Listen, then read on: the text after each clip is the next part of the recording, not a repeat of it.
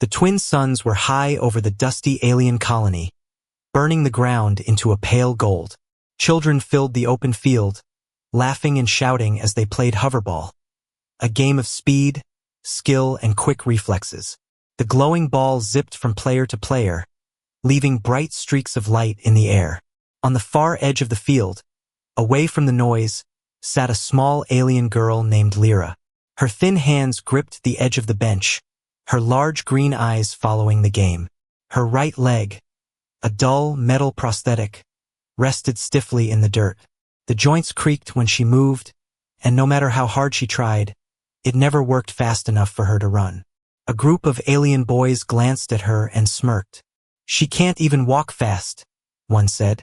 "How can she play hoverball?" Another laughed. Lyra kept her head down. She had heard it all before. Ever since the accident 3 years ago, the one that took her real leg, she had been left out. The field wasn't just for the skilled, it was for the strong, and Lyra was neither. Near the repair sheds, a tall figure leaned against a metal post, watching. He was human, a rare sight in this colony. His name was Jace, a mechanic who fixed broken mining tools, cargo haulers, and anything with gears and circuits. He saw the way Lyra's eyes followed the ball, full of longing, even as the other kids shut her out. The game ended with a loud cheer, and the winners raised the ball high. Lyra stood slowly, brushing dust from her skirt. She took one small step toward the field, but a tall alien boy blocked her. "Not you," he said flatly. "You'll slow us down." Something in Jace's jaw tightened. He walked past the group, ignoring their curious looks, and stopped near Lyra. "That your leg?" he asked, his voice calm. Lyra glanced up at him, startled. "Yes," she said quietly. He crouched down, eyes scanning the prosthetic. "Doesn't look like it's working right," he muttered. Then he stood, his gaze steady. "If you want, I can make it better." Lyra frowned. "Why? So you can laugh at me like the others?" "No," Jace said simply. "Because I think you should be out there." He nodded toward the field. "Not sitting here." Before she could answer, he reached into his pocket and pulled out a small metal tool. "If you ever change your mind, bring this to my workshop," he said, placing it in her hand. Then he walked away, boots crunching on the dry dirt. Lyra stared at the tool, its surface catching the sunlight. For the first time in years, a tiny spark of hope flickered inside her. And somewhere deep in Jace's mind, a quiet thought formed. I can fix more than just her leg. That night, the colony was quiet. The streets were lit only by the pale glow of the moons, and the hum of distant mining machines echoed through the air. Lyra sat on her bed, the small metal tool Jace had given her resting in her palm. She turned it over again and again, feeling its weight. Her mother, tired from another long day of work, was asleep in the other room. Lyra should have been asleep too, but her mind kept returning to the human's words. "I think you should be out there." She didn't trust humans. No one in her village did. When she was younger, soldiers wearing the same kind of clothes as Jace had come to their planet. They didn't fix things, they broke them. One of their machines had caused the accident that took her leg. Since then, she had kept her distance. But Jace hadn't looked at her with pity, or with that cruel smirk the other kids gave. His eyes had been sharp, calculating, like he already knew what needed to be done. The next morning, she carried the tool in her pocket, her fingers brushing against it as she walked. She told herself she was not going to his workshop. She was just walking near that side of town. The workshop was tucked between 2 cargo bays, its walls streaked with oil stains and heat marks from welding. The sound of clanging metal came from inside. Lyra stood in the doorway, her shadow falling across the floor. Jace looked up from the bench where he was working on a broken mining drone. "You came," he said, not surprised. Lyra stepped inside slowly. "If you're going to fix it, I don't have any money." "Didn't ask for any," Jace replied, taking the tool from her hand. He crouched down and tapped the side of her prosthetic leg. "Do you know they built a limiter in here?" She blinked. "A what?" "A part that makes it weaker on purpose," he explained, voice low. "Somebody didn't want you to run fast, even if the tech could allow it. Her stomach tightened. She knew who had given her the leg. She also knew he had laughed when she first tried to use it. Jace stood and grabbed his welding gloves. I can remove it. And while I'm at it, I can make this thing 10 times better. She hesitated. Why help me? He smirked. Because I like fixing broken things, especially when they were broken on purpose. The sound of the workshop door sliding shut behind her felt like a choice being made. The smell of metal and burnt wiring filled the workshop. Sparks danced from Jace's welding torch as he worked, his hands moving with quick, confident precision. Lyra sat on a high stool, watching him dismantle the lower half of her prosthetic leg. For the first few minutes, she kept flinching whenever a tool clicked or a bright spark flashed. But Jace never missed a step. He worked like someone who had done this 1,000 times, but his focus wasn't cold, it was personal. Every bolt he turned, every wire he adjusted, was done as if it mattered more than anything else in the world. See this, Jace said, holding up a small, thin plate no bigger than a coin. That's the limiter. Cheap little part. Keeps you slow. Lyra's hands curled into fists. Why would anyone? Control, Jace interrupted, tossing the piece into a metal tray. Some people feel bigger when they make others smaller. I don't like those people. She was quiet after that, just watching as he replaced the worn joints with polished alloy, rewired the power conduits, and added small shock absorbers near the ankle. It's not just about speed, he explained. It's about balance. If you can't trust your footing, you'll never trust yourself. Hours passed. The moons sank lower, and a soft breeze drifted through the workshop door. Finally, Jace straightened and gave the leg a light tap. All right, stand up. Lyra slid off the stool, heart racing. She put weight on the upgraded leg and nearly gasped. It didn't creak. It didn't wobble. Felt solid. Strong. Take a step, Jace said. She did. Then another. And another. The floor seemed to move under her like it always had, but now her body moved with it, not against it. Run, Jace said simply. She hesitated, then pushed forward. The sound of her footfalls was quick and even, and for the first time in years, the wind brushed against her face as she moved. She stopped at the far wall, spinning around, her eyes wide. Her voice caught. I can run. Jace just smiled faintly and leaned against his workbench. You can do more than that. This is just the start. She walked back, the movement smooth and natural. But then she frowned. If people see me like this, the one who gave me the old leg, he'll know you helped me. Jace's smirk faded into something colder. Let him know. For the first time since they met, Lyra felt like maybe, just maybe, she wasn't alone anymore. The next morning, the colony was waking up, but Jace's workshop was already alive with the sound of tools. Lyra returned early, her upgraded leg moving so smoothly that she caught herself taking longer strides without thinking. She felt taller somehow, not in height, but in the way she carried herself.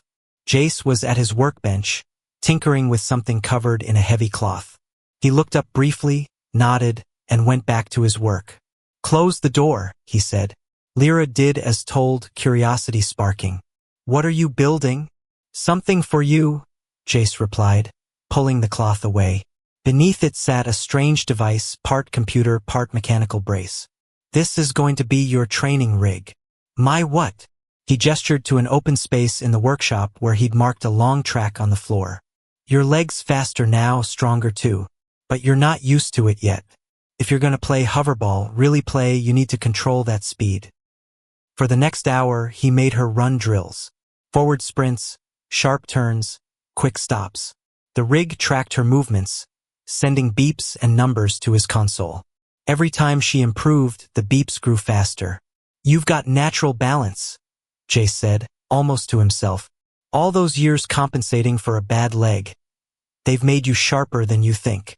As they worked, Lyra noticed other things in the shop. Covered crates stacked in the corner. Pieces of heavy machinery that didn't look like mining tools. A metal case with strange markings she didn't recognize. What's all that? She asked, nodding toward the crates. Jace hesitated, then shrugged. Projects. Let's just say, I fix more than broken machines. She wanted to ask more, but the sound of voices outside cut her off. Two alien boys were passing by, one of them the same tall boy who had stopped her yesterday. His voice drifted through the half-open window. She won't even try. Pathetic. Jace's eyes narrowed. Time to test your new skills in the real world. Lyra froze. You mean, play? With them?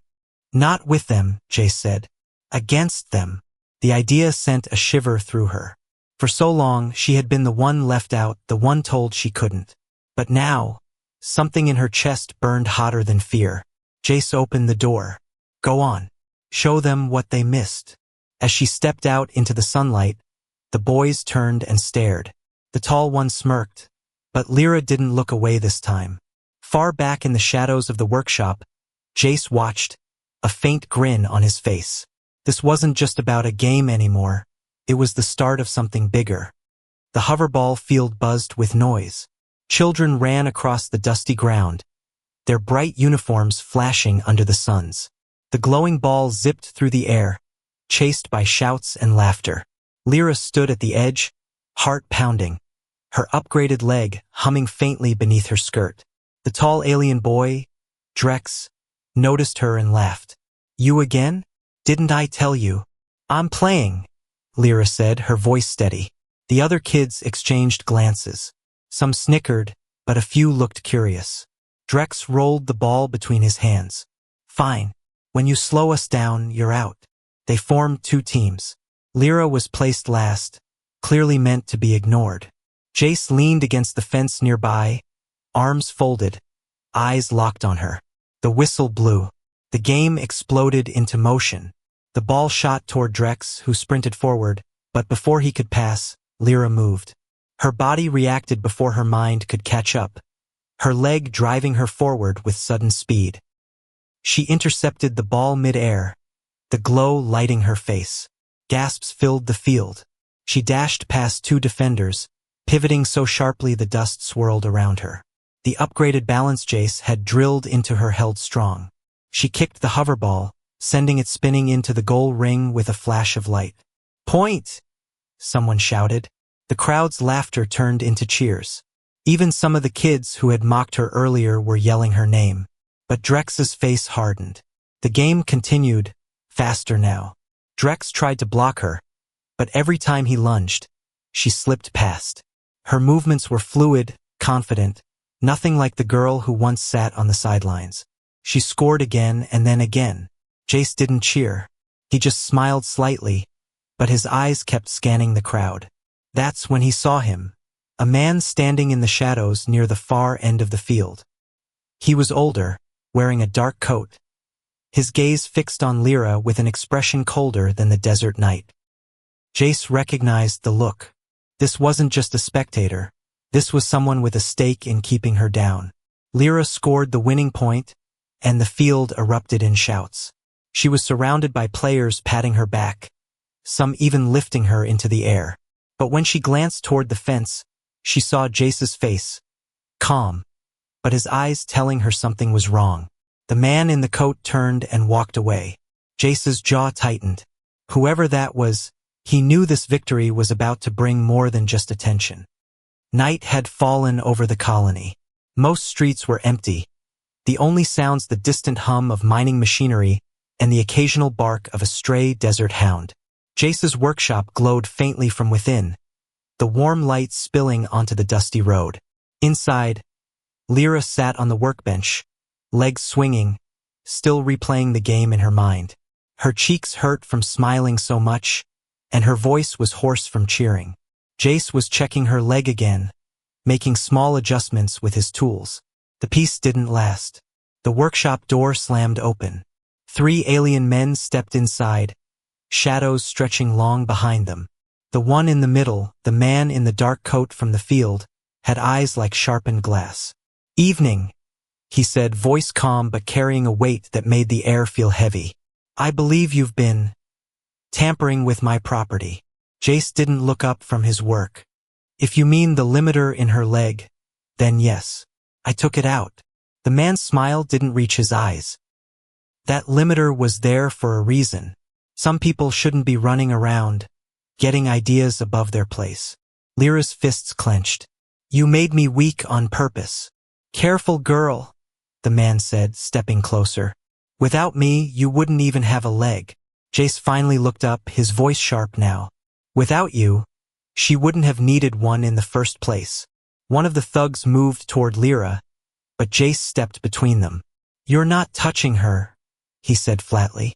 The man in the coat's expression hardened. Reset the leg. Put the limiter back in, or we take it by force. Try, Jace replied. The first thug lunged, but Jace moved fast.